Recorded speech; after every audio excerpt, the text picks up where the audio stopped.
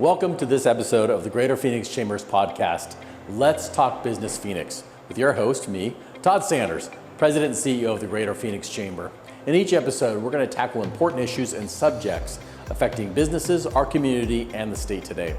Through relevant, timely topics, this podcast serves as the business community's voice with a mission of championing business growth, identifying problems that restrict economic development, and convening community leaders to move Phoenix forward. Welcome to Let's Talk Business Phoenix. Today we are absolutely honored and thrilled to have Phoenix Mayor Kate Gallego joining us. Welcome, Mayor. Thank you for having me. Well, obviously a lot's going on in the city, a lot's going on obviously in the country, but I'd like to kind of start with you, former economic developer. I'm sure the career was going great. What was the decision like? What made you decide to get into public policy and public life? I've always been interested in public policy, but I never thought of myself as the type who would run for office. I really thought I'd be more the behind the scenes person. I worked at the Salt River Project in economic development and have actually had several opportunities at SRP, including related to water and some of the clean energy projects that SRP has done.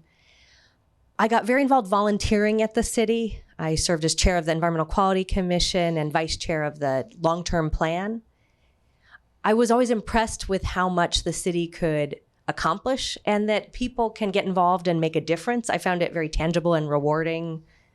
You could come up with an idea and the city was open to implementing it. It's incredible for a city of our size. I am originally from Albuquerque, New Mexico, moved out here with my pickup truck and not much else after college, and have really been able to feel welcome in this community and make a difference. It's one of the things I love about the city of Phoenix. We judge you based on what you accomplish, what you have to offer, not whether you have a last name that's hard for some people to pronounce or where your parents went to school. I think that's been part of the reason Phoenix has been successful, and for me as well. Not the most natural at this. I was terrible at public speaking when I started, and my first debate had some very awkward moments. But I had a lot of ideas, and that seems to be what people most responded to. So I'm glad that I chose this career. It was a little bit of a left turn for me. I had just finished business school, and I had a huge amount of debt. I was worried when I first ran for city council that people would look at how much debt I have and said, maybe we don't want her in decision-making positions. But now people are talking much more openly about their student debt. So maybe it was too much worrying on my part. Well, interesting that you had a background in the city, so you felt comfortable in the city. You didn't see yourself as someone who necessarily should be in office. But I always get the sense that people that don't necessarily feel like they belong there are the people that tend to do really well in public policy because they're there for the right reasons. So let's fast forward. Obviously, we look at history, second female mayor. And it's interesting when you get talked about it, it's not that you're a female mayor, it's just you're a strong mayor.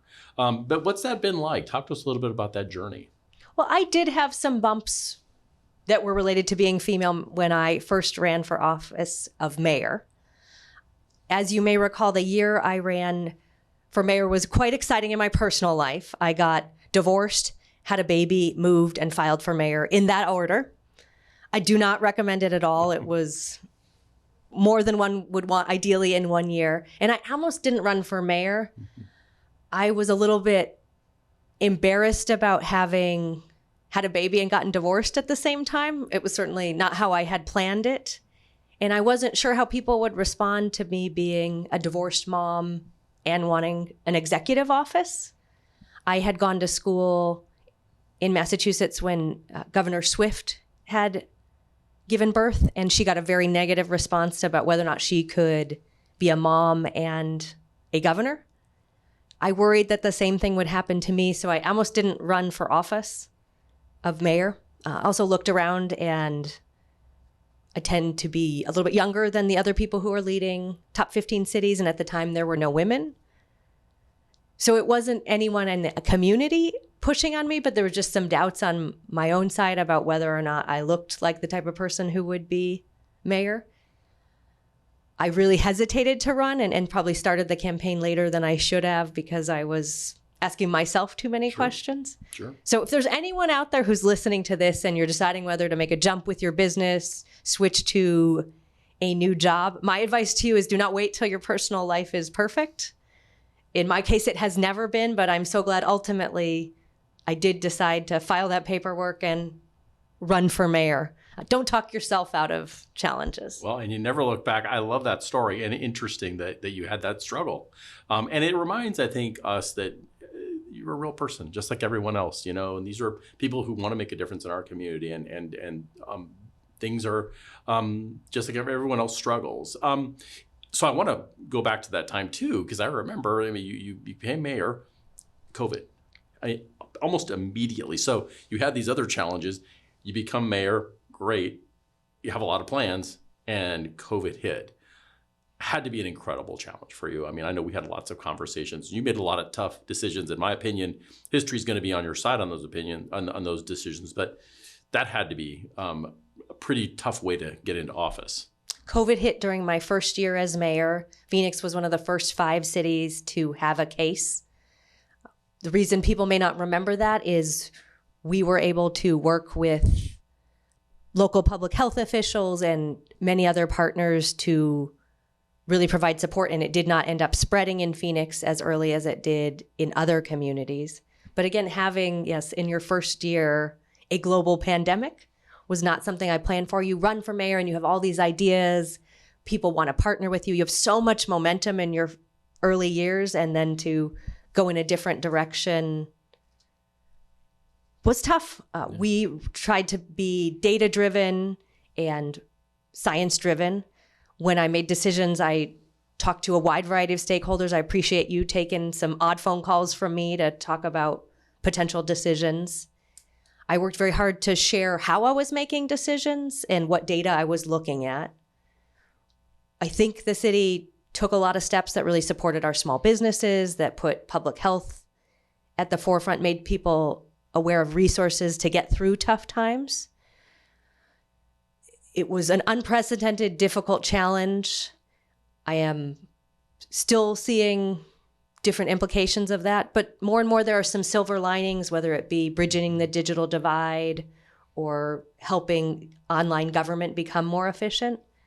So I'm proud of how we navigated, although we are still very much navigating it. Well, and I think you had to make some decisions that at the time weren't that popular, but they were the right decisions. And I guess, do you feel like that made you a stronger leader, having to go through that trial by fire sort of immediately? I do. When I talk to peer mayors who've been in the office for 20 years, they say that 2020 was the most difficult year of their service. Having gotten through that, there are a lot of other challenges that seem more surmountable. It also really forced me to develop partnerships early, and I think partnerships across many levels of government that will pay off for a long time. It also has really restructured some of the ways we do things at the city, right, and many of those will be helpful long-term. For example, because Maricopa County is in charge of public health, we didn't really have a lot of infrastructure in the health area. Now we're doing much more, and we have the ability to provide support around mental health challenges, which is important to our first responders. So as we film in 23 and 22, we are finally able to see some of the positives that are coming out of it that will leave the city better positioned. And we were hit much less than many of our peer large cities. Of the top 10 construction markets in the country, Phoenix was the only one in 2020 that saw an increase in jobs and activity. So a lot of people were able to find ways to put health first, but still have that economic activity that is so important to our region. No, agreed. And it is astounding to watch the, quote unquote recovery from COVID. And to your point, there are some silver linings. Certainly we would never want this to happen again, and certainly wish it never did. But I think we did learn a lot of important lessons. And I agree. I think the city has taken a lot of those lessons, and certainly we have as well. So all in all, hopefully something we never have to look at again. Speaking of difficult times, probably been 40 years since we saw significant inflation in the United States. Certainly we're seeing it here. in a lot of different areas. Talk to us about how this is impacting the city, and perhaps if the city is looking at any kind of measures that might help people as they're struggling through inflation. Phoenix has been the fastest growing large city in the country. We've seen more people move to Phoenix than any other city. Housing supply has not kept up with the demand to live in our community. As mayor, I understand you much prefer to be a growing city than a shrinking city. It is good news that people are voting with their feet that they want to be part of Phoenix. But we have seen very significant increases in housing prices. A lot of that has been a prime driver of inflation in our community. Gas, food prices, supply chain challenges all contribute to that. But at the city, we've been very focused on our housing supply, including affordable housing. We want the people who power our city to be able to work in the community. We've made a concerted effort to bring a wide diversity of housing options. The city has moved forward on the type of supply that are most often associated with Phoenix, single family. And we've had from the west side to North Phoenix to the Levine area, very significant investments in the last year.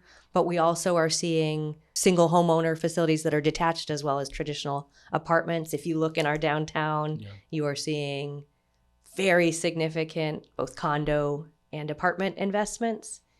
And we've been working forward on that for a lot on that. We also have been investing in more projects where the city is a partner. We looked at all of our land holdings about where we could build affordable housing. We've done a hotels to housing program for people who are most vulnerable.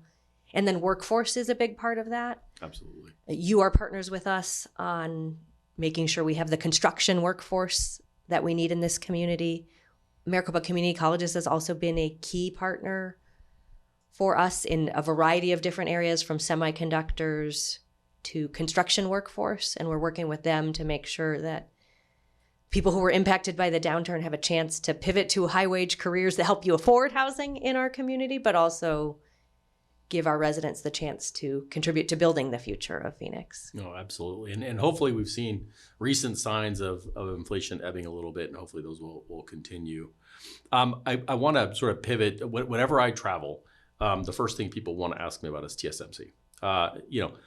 Amazing win for Phoenix. I know that you were front and center. I'm sure there were a number of trips that you were over in Taiwan, and you were part of those negotiations. We see now that the building is, at least the shell's complete. Tell us what's happening. What's happening with TSMC? It has been an exciting end of summer and spring for TSMC. They've made significant progress on their building. It looks like a small city. If you have a chance to go to North Phoenix, I'd recommend everyone listening just take a look at the huge number of cranes that are out there. I think they've been up to 40, including one of the largest cranes on planet Earth. It's pretty huge out there. They have their own cement plant. They are building a state-of-the-art facility for the most advanced chips. The cutting-edge technology in semiconductors is happening right here in Phoenix, which means we get top professionals and that entire innovation. The city's planned a supplier campus for their business partners who want to be close by. But we're also seeing suppliers in several areas, including Pinal County, that are coming to Arizona because of TSMC. In economic development, we often talk about multiplier effects and businesses that grow jobs beyond their direct employment. I've never seen anything like TSMC in years of doing this. Absolutely agree. So we're very excited to work with them.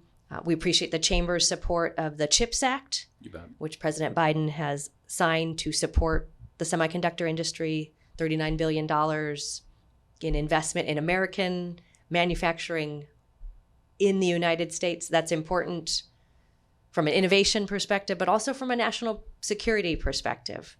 When we were in Taiwan, we saw how much of the world's semiconductors are being built in a relatively small island. During COVID, we realized how fragile supply chains are. Having that manufacturing in the United States, and more importantly in Arizona, is important on many different levels. So we're excited to see TSMC continue to grow. They did tell us that our personal investment that the elected officials have made, including going over to Taiwan really mattered to them. We did not offer the most generous incentives, but they loved our workforce. They loved the sites that were available in Phoenix and our expertise in semiconductor, Intel on semiconductor, Avnet, all of the ecosystem here made Phoenix attractive for TSMC and for so many other continued investments. So we have a lot to celebrate, and it really was a community win. Well, it would have been fantastic to be a fly on the wall in some of those discussions you had, and maybe someday we'll get a glimpse of those discussions with the TSMC folks. As a former economic developer, I'm sure it also warms your heart to see all of these supplier companies also coming from Taiwan. We've a number of companies have called us and asked us for some advice in terms of where they might be looking and some of the opportunities here. I'm assuming you're expecting some more of these supplier companies to establish bases here? The CHIPS Act is very important to us, and that will help us compete effectively for many more suppliers. It's now at the point where there'll be $100 million investment and it won't make the newspaper anymore. The supply chain investments, again, will create so many jobs that are good working salaries. Many of these jobs are for people who don't have college degrees and are going to be making more than the mayor of Phoenix, which I consider good news. The Bank of Taiwan has invested in Phoenix. We're also seeing bioscience companies from Taiwan that are paying attention to us because of our great bioscience campus and the synergies with Taiwan. So it's gotten to be a much bigger economic impact than just semiconductors because we are getting so much international attention. I think Taiwan is well known for great cuisine, and we're also, I think, all going to benefit from better eating opportunities. If you have not had a Taiwanese dumpling, I think there are going to be lots of good opportunities that we will all enjoy. Well, that's fantastic. And I think they mentioned that at least in the startup phase, there are going to be a significant number of folks from Taiwan coming to Phoenix. Is the city part of that integration process with those families coming over? We've had some wonderful events where we've welcomed people from Taiwan. And so many of our business partners have stepped up, as well as our school districts, to support them. They are located in the Deer Valley School District, which has a great Mandarin program and has really been making investments to support TSMC and supplier families. Our healthcare providers in North Phoenix have been looking which physicians have expertise and can provide healthcare to people who are coming to us from Taiwan. So it's been a really entire Phoenix effort to do this. And my pitch to Phoenix is that we will all benefit as well from being a more global city, from the tax revenue that is coming in and the type of high caliber engineering talent that will be here. They're making great investments with the school district. So even if your family is not working at TSMC, you might benefit from having globally leading experts in the community. No doubt, and a good opportunity to have some diversity in these students and to learn from each other, I think. Well, let's switch gears a little bit. We're hearing a lot about Rio Reimagined, and I think there are people that maybe who don't know about that or might be thinking, well, is it sort of like what happened in Tempe? Talk to us a little bit about what it is and why it's significant. Phoenix exists as a city because of the Salt River. It was our original economic engine, and it's my hope as mayor that it will continue to be a big part of our future. Some people would say that we've turned away from development along the river and that we have not always fully embraced the open space that's in that area. Several community leaders and elected officials, from Congressman Ed Pastor to Senator McCain, have made that a priority and made initial investments to redevelop along the river. I hope to stand on the shoulders of many leaders, along with my colleagues on the city council, and make investments to ensure that the riverfront is the future of Phoenix. We are not picturing a long lake a la Tempe Town Lake, but we do hope that when you're in the future picking the best place to ride your bike in Phoenix, it will be along the riverfront. We're also hoping to do some ecosystem restoration and then have really attractive places for economic development.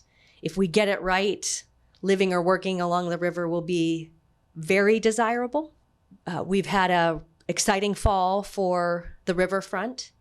We kicked off our bond process, and there's an economic development committee on which you serve that is looking at making some investments along the riverfront through our general obligation bond. And then we received a wonderful grant from the Department of Transportation through the Infrastructure and Jobs Act that will help us build the kind of high quality path that you see in Tempe, right, but you do not see right now yet in all parts of Phoenix. It'll have great lighting powered by solar energy, so very on brand for a pro-solar city. There'll be a bridge that won't have any cars on it for pedestrians and cyclists at 3rd, and that will be a safer connection. If you're a true cyclist, you're happy to drive right next to cars, but we hear from many people who'd prefer a separated bridge. That's a $25 million investment from the federal government, which was also excited about reconnecting communities. In partnership with our congressional delegation, are working with the Army Corps of Engineers to make investments. We're looking with the state of Arizona because they own land that is in the area, and then there's a planned freeway called SR 30 that is in the area, so trying to align a variety of different investments so that we can have what we call catalytic projects, some first projects that will remind people how much we love our river. I go to the Audubon facility on the river probably every other month, but I'm told that many people in our city don't know it's there, so highly recommend it if you're a bird lover, nature lover. It's a wonderful, just in the oasis in the middle of the city.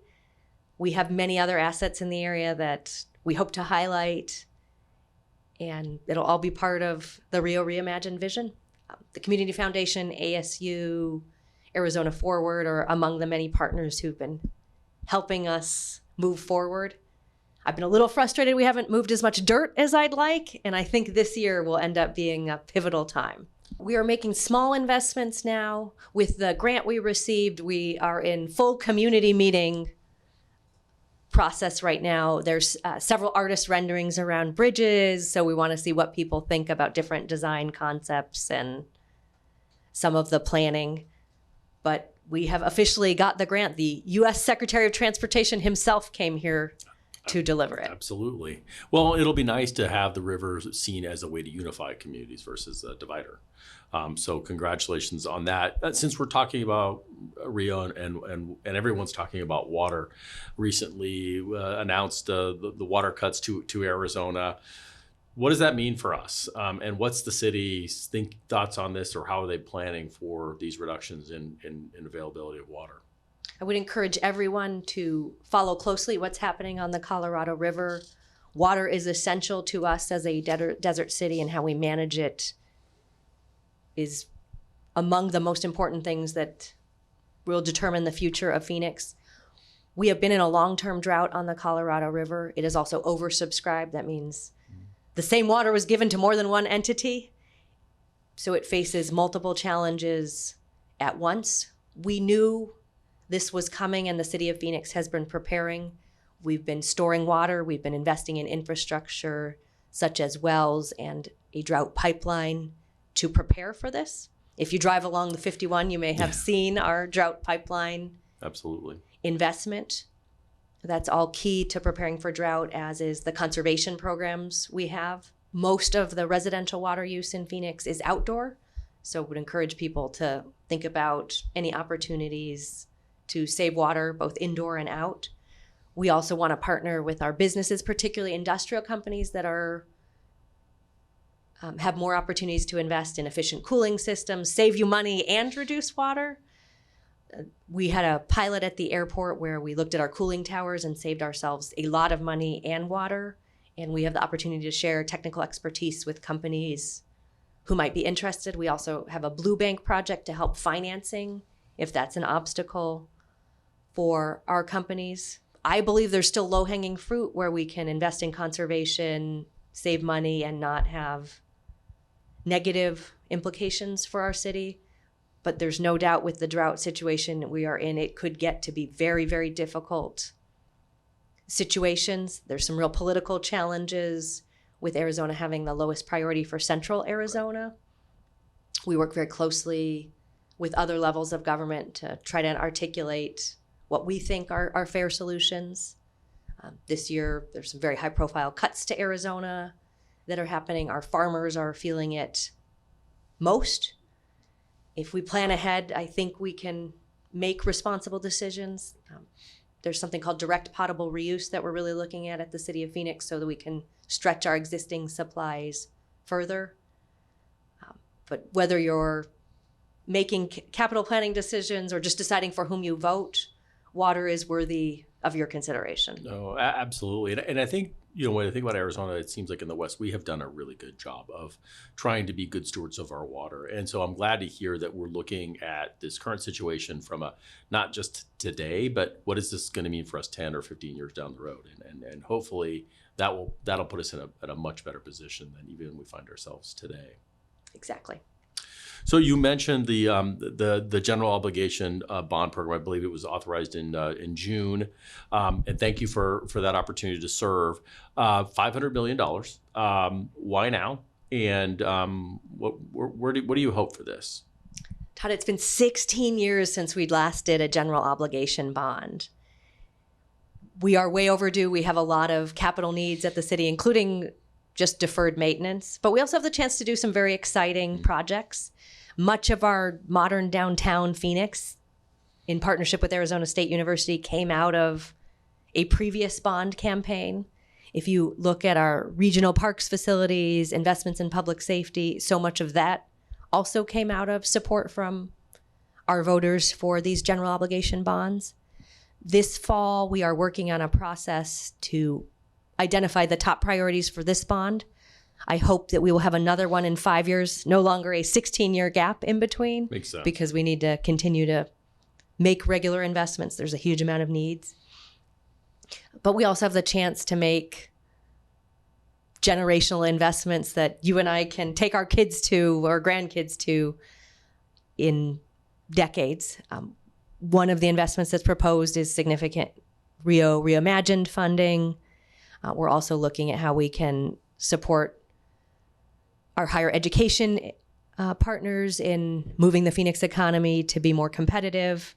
And then we just have traditional city of Phoenix projects like we've grown a lot and we need new fire stations so that we can serve our community well.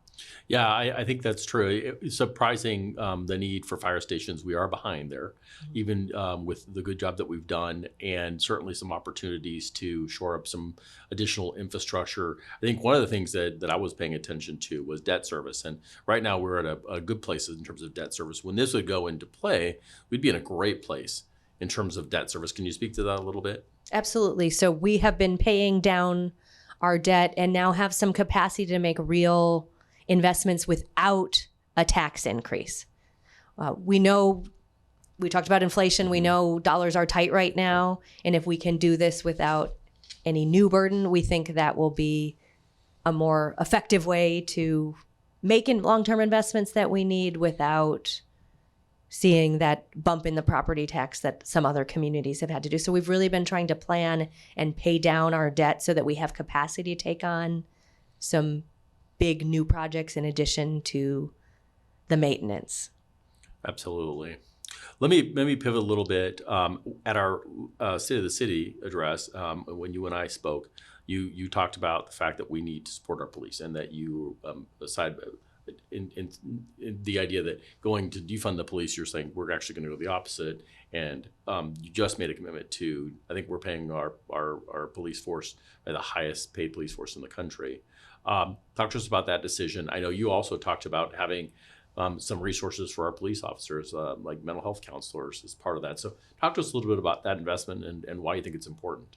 On August 8th, Phoenix became the highest paid police force in the state of Arizona.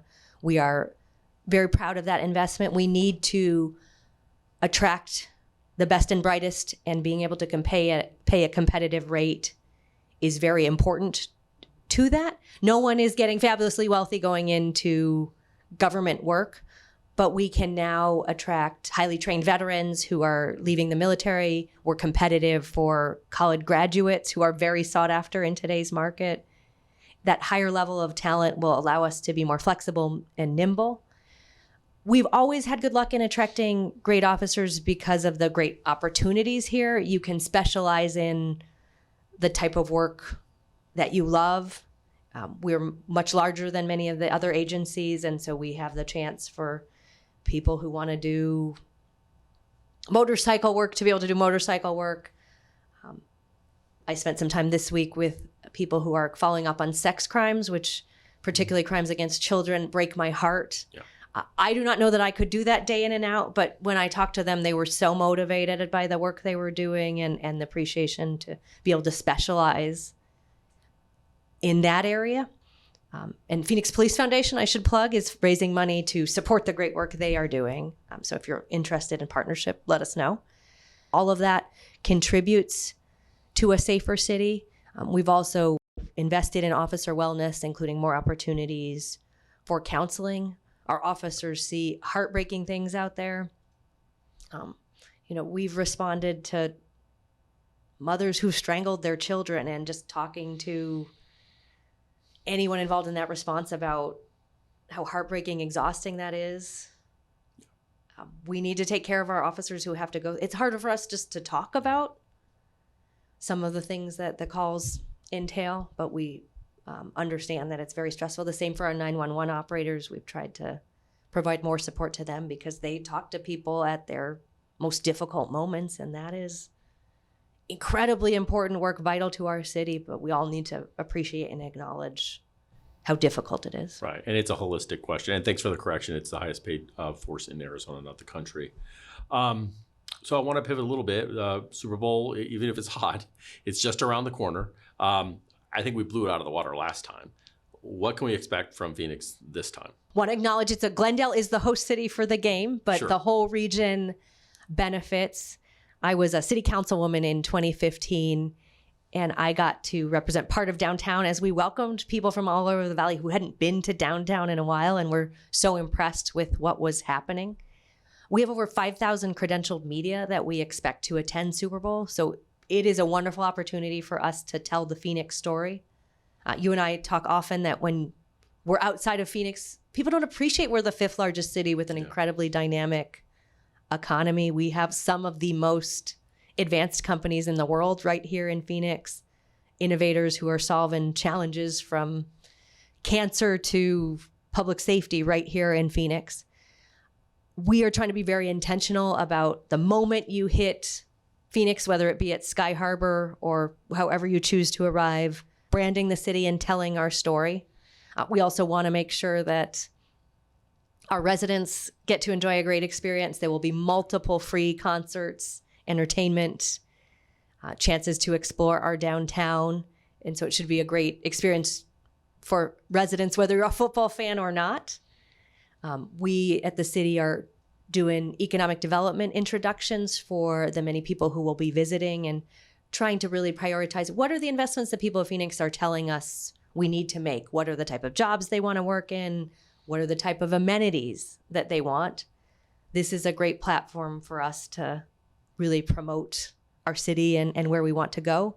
And it's a global audience. It is, they say National Football League, but it is an international audience with media from all over who we can introduce to Phoenix. Absolutely. It's such a great way to showcase Phoenix. And obviously the game is in Glendale, but I think Phoenix plays such a big role. And the fact that there's this economic development opportunity for us to talk to leaders from around the country about why this is a good place for them to be thinking about. You mentioned the airport. I know we're kind of running short on time. We just opened up a new wing, Terminal 4. Fantastic. Absolutely fantastic. Everyone always focuses on that, and also maybe new flight opportunities. And I'm sure you probably are limited to what you can say, but anything that we might be, any announcements about international flights that you can talk about?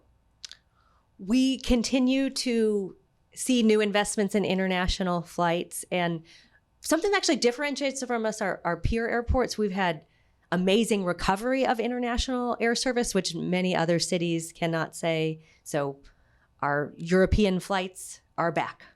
As of September, Canadian flights are back. You can go next summer, you can fly nonstop to Montreal, Toronto, Vancouver.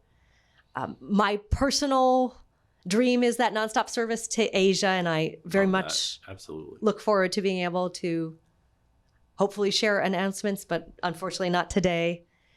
We have had 3 airlines this year establish service at Sky Harbor, and then significant route expansion from our existing partners. That's very different from the rest of the country. You hear a lot about airlines struggling just to maintain former service. It's a real compliment to us that if they have limited abilities to expand, Phoenix is where they are choosing to do it. Sky Harbor is looking great. The new S1 concourse is phenomenal, and it's a Southwest Airlines concourse, so not everyone has had a chance to see it yet, but looks great. We'll have a milestone soon with the SkyTrain going to the rental car center. Realize if you're listening to this, you probably don't rent a lot of cars in Phoenix, but we'll be taking significant traffic off Sky Harbor Boulevard, so you'll be able to get there more easily. Waymo is now dropping off at our 44th Street station. I believe that makes us the first airport in the country where you can have an autonomous electric ride to the airport. We took a little bit of a risk there, but we're an innovative city. Speaking of electric cars, we're looking at a partnership with APS and our rental car companies to make sure that you have a chance to rent a electric vehicle in Phoenix. We often talk about how we're the electric valley, and the airport wants to be part of showing that off as well. Well, and it is nice when you travel around and you see what a great airport we have. I mean, it's getting better. To your point, the improvements that we're seeing today, and probably what's going to be coming, I think, really keeps us in the mix as one of the top airports, not only in the country but in the world. And we just hit number 8 globally for takeoffs and landings, so moving up in that rankings. Wall Street Journal has said we are the top airport in the United States, and we're going to keep investing to stay competitive. Well, we'll take that, right? All right, so now I'm going to ask you a real hardball, so hope you're ready. First day of kindergarten for your son. Last time we talked, it was dinosaurs. What's happening today, and how did it go? It went fine for him, but it was a little tough on day 1 of kindergarten for Mom. I dropped him off, and I did not get a goodbye hug. He just went in. I also got in trouble on the first day of kindergarten, which I feel like is a parenting achievement. You probably don't remember this, but on the first day of school, everyone is taking pictures of their kids, and a bunch of people don't know where they're going, and traffic is terrible.